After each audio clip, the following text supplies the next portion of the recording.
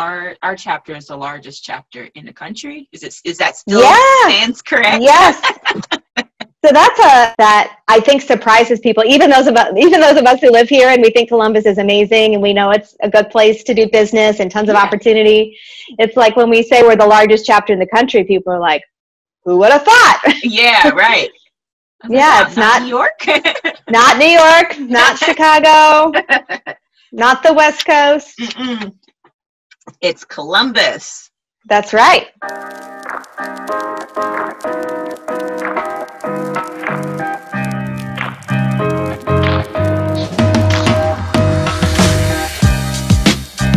Hi everyone, I'm Tiffany Stacey and I'm your host for Cooped Up, and I'm a photographer, videographer, and owner of Tiffany Stacey Photography and Video LLC. And on today's show, I have Katy Tombaugh. She's the current Vice President of Membership for NAWBO, which is the National Association of Women Business Owners, which I'm a member of as well. We've talked about it a few times on this show. And she's also the founder and CEO of Wellness Collective and the co-founder of the Nest Coworking space. Her business transforms businesses and lives through supporting health, happiness, and well-being on a daily basis. Katy will talk a little bit about NAWBO and what it means to be a member of NAWBO. So please welcome Katy to the show. Thank you so much. This is fun. Yes. So first and foremost, Katy, I wanted you to share a little bit about how you got involved in NAWBO and just a little bit about your background. Sure. So I've been in small business, going on about 15 years. And I spent a lot of time in startup and selling and then executing what I've sold and kind of in that mode. And so there came a point in my business where I felt like systems were in place, I had the right team members in place, and I could start to step away a lot more and work on my business and not just in my business. And so at that point, I started looking at different membership organizations, and there's a lot of options, right? There's a lot of ways to get involved in our market, which is great. Columbus is amazing, and there's endless events and groups and that type of thing. And so I really looked at some of the other women in my network, and someone at the time said, you know what, you really should look at NAWBO. And it happened to be Betty Collins, who's the current president, but this was about 4 years ago. And so after talking to Betty and her making that recommendation a few times, I got online and checked everything out. And I thought, yeah, this is a group that I want to get involved with. And so I've been a member now over 3 years, and I've been on the board in this role for just going on 2. Okay. And so, I know you have lots more questions for me. So absolutely. So to share a little bit about NAWBO and in your own words, what does it represent for you? Yeah, so I think the first word that comes up for me is community. A lot of times I think in small business, it can feel kind of lonely. Yes. Especially when you talk to friends and family members who are like, wow, you're crazy. You just went and started your own business. Yeah. And you're so bold. You're so bold. You're so brave. And I'm like, well, I don't see myself that way, but okay. So friends and family can kind of think we're a little risky, yes. And even my own sister, rewind 15 years ago, and she was like, I wasn't so sure about this. And she's like, you've proved me wrong. Mm-hmm. So sometimes it's hard to talk to those that are closest to you about small business if they're not wired that way, or they're not an entrepreneur themselves. So I felt a little lonely. I felt like I knew how to get my business to a certain place, but it was time to try some new and different things that I could keep growing and scaling and just get more involved in the community. And again, not work in the business, but on the business. And so I felt like I needed a community of people, and I preferred women because I'm really passionate about women in business. And so I felt like I needed a community of women who understood me. And I also felt like I needed that aspirational role model of women who've been doing this even longer than me and what can I learn from them? And I love hearing the stories of women overcoming major setbacks, you know, and so a lot of times our speakers will share something and be really vulnerable about something major that they've been able to overcome. And that always gets me super fired up, because I believe that entrepreneurship is a roller coaster. You know, there's a lot of ups and downs. I think the ride is completely worth it, and I'll get back in line and do the ride again. But sometimes it's hard, you know. So for me, you know, the very first word that comes up for me is community. Yes.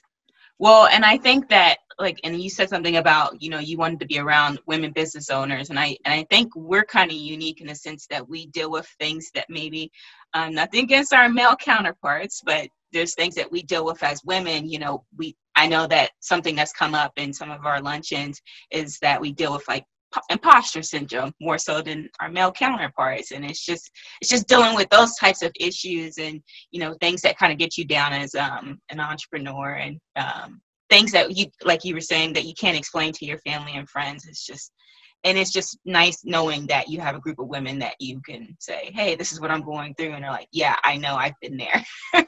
And this is how I went about it. So, yeah. So why do you think it's important to be part of just a networking group in general? And, you know, aside from being part of NAWBO, why do you think that's important?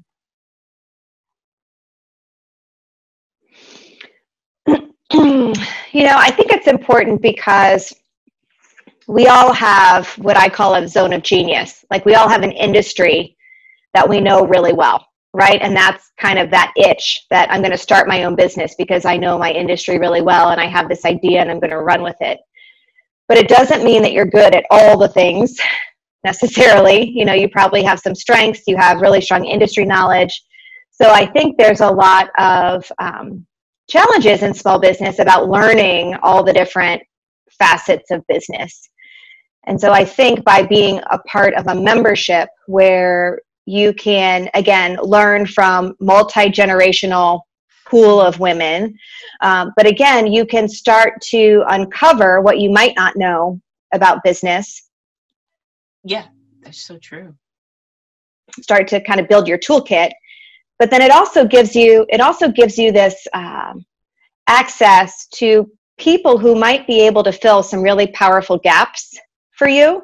You know, like, everybody needs video, everybody needs photography, everybody needs an attorney and a bookkeeper and those types of things. And so there are skills that we can learn and develop as women business owners, but I think we also need a team of people that are really good at different things so that we've got our dream team. Yes, absolutely. Explain to... sorry, my mini-me just photobombed us. Okay.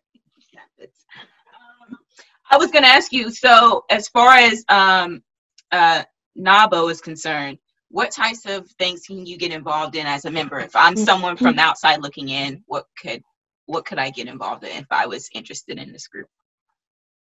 Yeah, so I'm happy to speak to that. And first I'll speak to, I think, some misconceptions out there about joining any kind of group. I think sometimes people go into it working mindset, hand out business cards and convert leads. And there's so much more to it than that. I mean, obviously that's just a small part of the process. So I think what people can expect when they come to a NAWBO event or when they join as a member is a number of ways to engage. You know, you get as much out of your membership as you put into it. I do feel strongly about that. So we joke that we are more than just lunch. You know, you can go to any luncheon, grab lunch with your girl. It's not about the lunch, although we have a monthly luncheon. It's really about, well, first and foremost, it's about declaring that you are passionate about women in business and women having equal opportunity.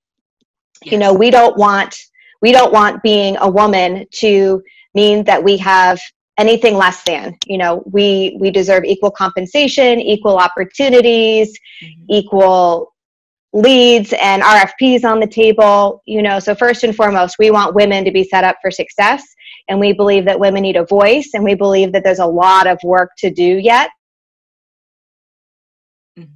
Space. I think the number one is, you know, you're potentially joining our group because you believe in the mission. And so even if you went to absolutely nothing, you would be proud to say, I'm a member of that, because what they do for women in business is profound and significant. And so with that, we have a huge piece of advocacy behind what we do. And so there's a public policy committee, we have a lobbyist, and we have people, feet on the street, actually working to make progress in this space. And so not everybody is super savvy or knowledgeable about public policy, but we are. And I think we all care about the end result, you know, of getting women where they need to be. So that's a really, really beautiful thing about our mission and what we stand for. So I think that's first and foremost. From there, there's programming, you know, and accessing the community that I've been talking about. So there are ways to learn and grow, whether you're starting your business, whether you're part of a franchise, whether you're a solopreneur, whether you're, you know, at $100,000 or several million. There's so much diversity in our community in terms of where people are in their business, whether it's startup or scaling. And there's a lot of diversity in our ages and race and gender. Yes. And so we're really trying to create an inclusive community of women-owned businesses. So that's really important to our community. And transformation. We want to help women get to their goal. And we acknowledge that every goal is different. Mm-hmm. Because again, some people are totally at peace with being a solopreneur. That's their vision. You know, they are the business and that's the model. And a lot of times people want to retain the business that they have. They're not trying to scale. They like their model, but there are businesses out there that want to grow and scale. So we want to have something for everyone, and feel like you can transform yourself personally, professionally, or scale the business if that's what's on your heart. And then the last thing I would say is we create leadership opportunities for women. So I said, you know, you really want to maximize your membership, right? So one of the best ways is to get involved at a leadership level, which is to volunteer on a committee and or sit for a board position. And so by doing that, you're going to even stronger relationships and see people really consistently. You know, our committees meet about once a month. There's a wide variety of committees. And so the relationship building and the support that happens through that is really powerful. But again, it gets you in more of a leadership role and a service role, which I think is profound for your own personal well-being and life satisfaction, but it's also good for the organization, for the greater good. So lots of different ways to engage. And I wanted to ask you, I forget what the name is, but I guess we have those tables. What are those called again? Like the conversation, the private conversation. Oh, they're called round tables. Round tables, yes. Oh, yes. Well, there's a couple different things on the programming side. So on the programming side of things, there's candid conversations, which are kind of casual meetups to explore a topic and to go a little deeper. But I think the other programming piece that you were touching on is roundtables. And so one of the big benefits of being a Premier member is having access to join a roundtable. And there's an application process. We process those twice a year during kind of a roundtable enrollment drive. And we very mindfully place roundtable groups so that there's no conflicting industries. You're with a complementary group. We even go so far as to make sure you're meeting up in the same part of town so you're not driving all over trying to find each other. And so as a roundtable, you get paired up with this group and you kind of have this beautiful agreement that it's a confidential, safe space to talk about your business and to get support. And you meet with your roundtable once a month, and it's up to you as a group where you meet and the day and time. It's all mutually agreeable. Some groups meet during the day, more of a mastermind type feel. Other groups meet at night. It's a little more social, but there's still content and work that can be done as a group. So I was part of a roundtable, and it was an amazing experience. So that seems to be one of the big benefits that people really appreciate, is getting connected and established in a roundtable group. Good stuff. So now that with everything with COVID-19 going on, like, what are you guys doing to continue to engage with your members, and how are you guys going about that? Sure. Yeah, so it's been an interesting process. I mean, we literally were in a board meeting in March when I felt like everything started hitting the fan. You know, I was watching, it was almost like hour by hour, things were evolving and shifting and happening and being announced. And I remember kind of the vibe in the room of that day was, we are all needing to swing into problem solving mode. But it was also the kind of the, like, we're women, we got to know what makes sense, what's smart. And so what we have done is we've had to really shift gears on a lot of our programming. So a lot of our mission with community and transformation and all the programming that supports that, it was all in person. You know, luncheons were in person, candid conversations, meet and mingles, membership meetups, roundtables, all of it live, in person, face-to-face connection. Mm-hmm. We have a big vision. Summer, we have Women, Wisdom, and Wine, all live events, all mass gatherings is another way to say it. So mass gatherings are off the table, you know, until further notice. So really everything has shifted to virtual. Like we've seen in our business lives, we're seeing the same in our membership organization. But I'm pleased to say my experience of it has been really positive so far.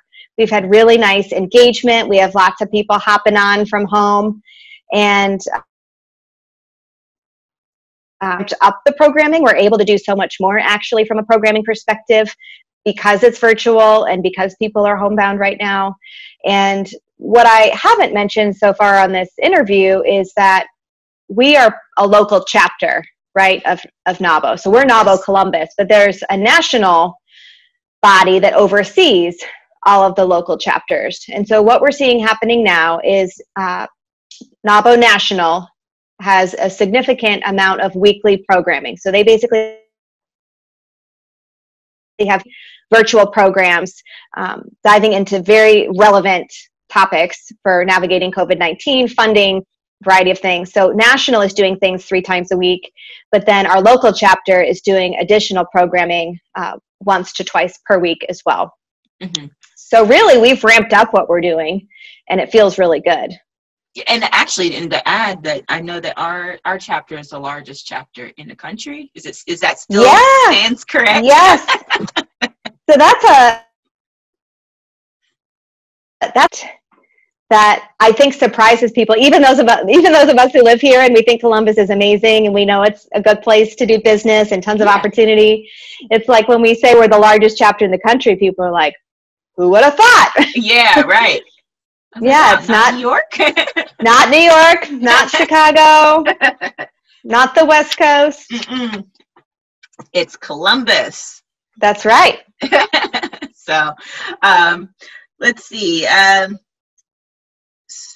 So, okay, say for example, you know, I'm a new business owner, just starting my business. I haven't exactly established it yet, but I'm curious to get to know how I can get involved in NAWBO. Would I be a person, I mean, not me particularly, but just someone in general, would that be something that someone can get involved in? Because sometimes you want to be part of certain groups, but you're like, I haven't started a business, I'm not there yet, and I don't think I can fit in. So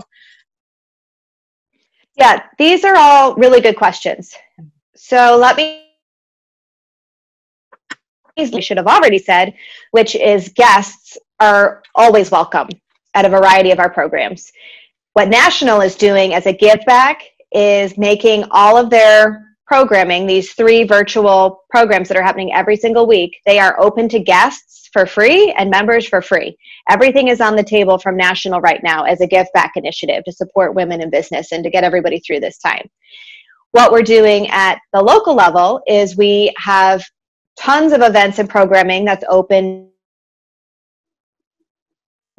So it's really easy to hop into something and see what you think. You know, you do not need to commit to a membership up front. You get to engage with us, try some of our programs, see what we're all about, and join when the time is right for you. We have a couple of programs that are exclusively for members as an added benefit, like the roundtables that we discussed. I recently started a member program called Coffee Club because I love coffee. Oh, yeah. In fact, oh, so that was you. Oh, I seen that. Yeah, yeah. I like it. In fact, my 7-year-old coffee, I've taught her how to brew coffee while mommy works. Oh, wow. Yeah, so that program is about perking up your book of business and perking up your pipeline. Oh, it's a tongue twister. Yes. So we're constantly thinking about what do our members need and how can we make that happen. And because we're primarily driven by our volunteer board, we can make things happen pretty quickly. So that was a program that I recommended we run with on the membership side because, yes, we can look at cutting expenses and cost this time, but I also like to have more of an abundance mindset and think about what are the opportunities, how can we give back, how can we support one another, how can we build our book of business and be proactive and not just reactive. So anyways, I digress. But we've got things for guests, things for members, so it's easy for you to test it out. And you could be a guest for several months, no problem. We have an event I'm super excited about later this month on May 21st. This is a live event with about 100 women, and it's part of our membership drive. So it's a really attractive event for guests because who doesn't love women, wisdom, and wine? It's easy to get people to sign up and come check us out. But we have really great programming that night. We have really great giveaways, and we had to cancel it. It was scheduled to be at the end of April. So we came together and said, as a membership committee, we said, why can't it be women, wisdom, and wine online? Yes. We can all grab our drink of choice. The budget. It's even more fun that way.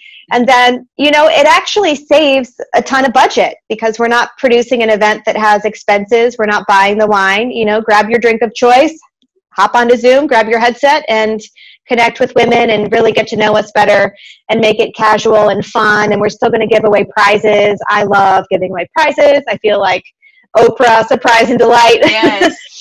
So we're going to make it fun too. So that'll be a great event for guests. So I want to make sure. So I have a question. So now that we know that this is possible, do you foresee that this is something we'll do in the future as far as like a little bit more virtual meetings, or you think that's an option? Or yes, we've been talking about this a lot in my businesses and as an organization, and my personal belief or forecast is that I think we're going to land with this hybrid approach across all businesses and organizations where we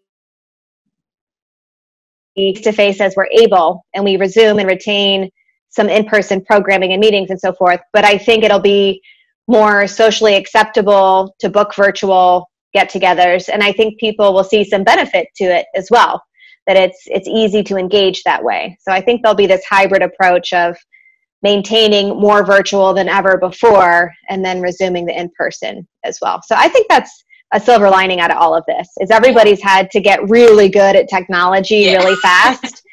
And like, to be completely,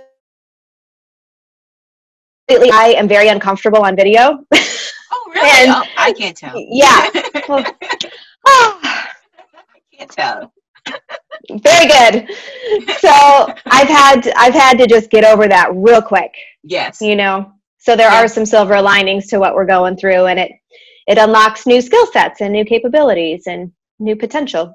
Yes, exactly. I love it. So really, this is really your time to share your shameless plug about your business, and of course, NAWBO.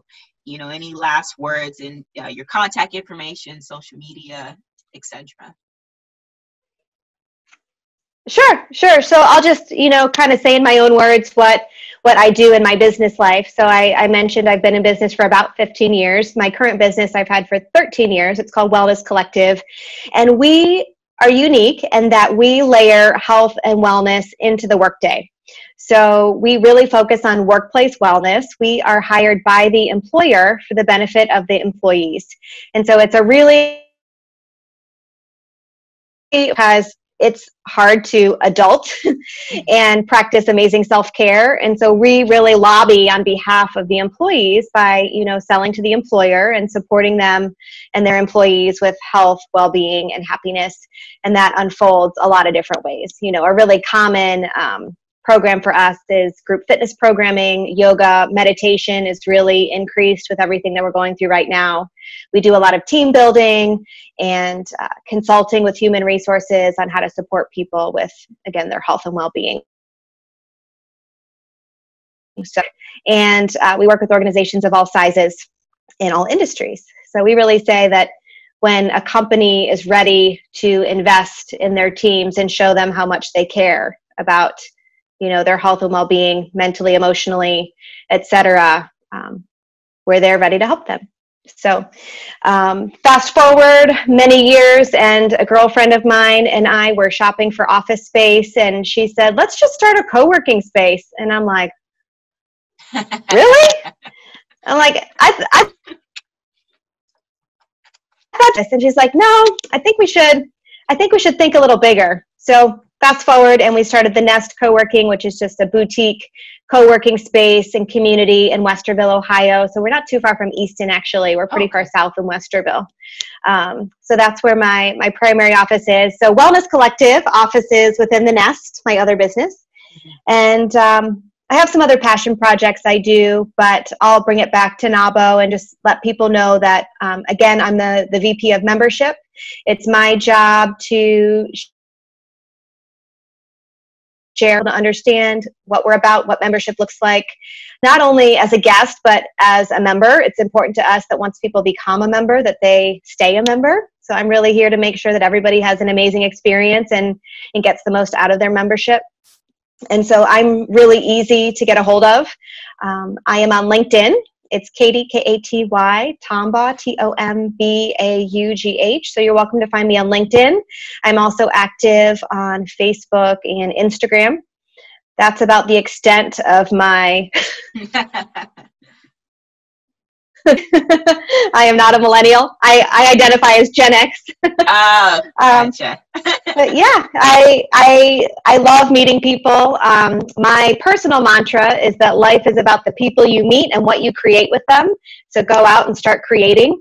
I really enjoy collaboration and ideation and brainstorming with people and seeing what's possible. So just on a personal note, I'd love to meet more women in business and see what we can make happen. Yes. And I actually have a quick question about your co-working space. So is it like a large co-working space? Sure. How is it set up? Yeah, great question. So we have a suite within a building. And so within the suite, there's a reception area. We have an admin who is also a virtual assistant. So she can support anybody, any of our members virtually, which is pretty cool. We also have a graphic designer on demand.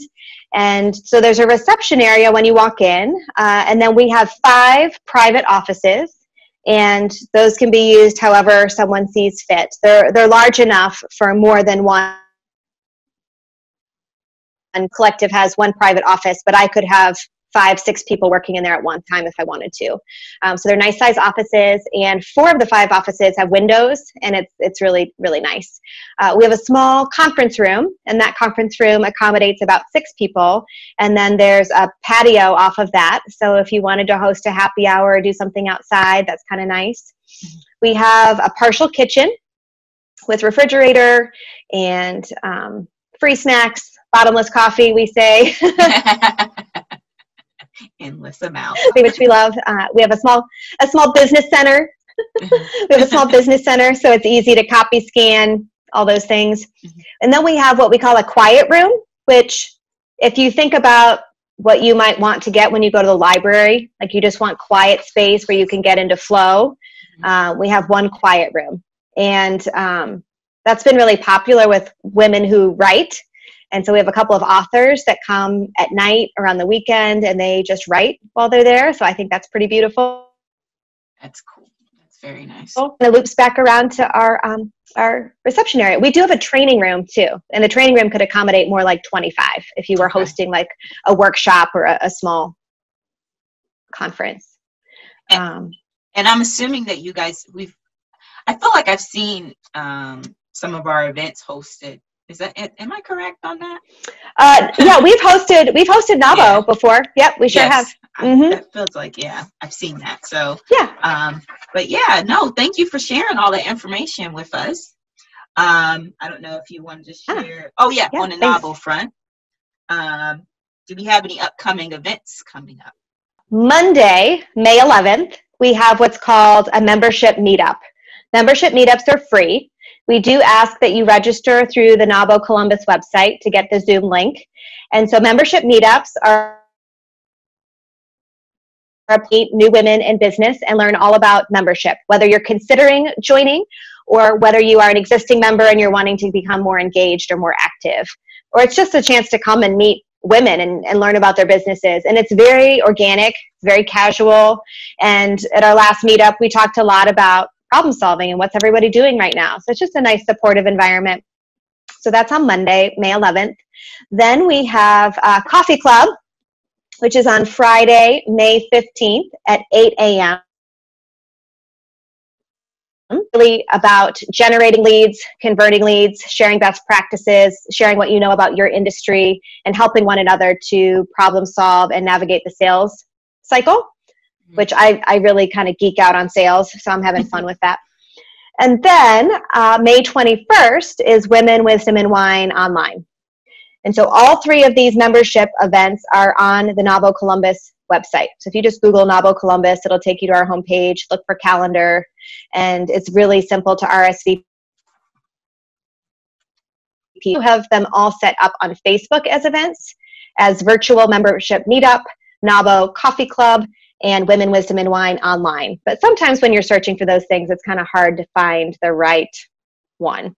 So when in doubt, go to our website. Thanks again for coming and watching my show. And thank you so much to Katy for joining us. And as always, I say you can hit me up on TiffanyStacey.com or IG, which is Tiffany Photog. And again, I'll be back every Thursday with a new business-related personal development video. So I will see you all soon. All right, bye-bye.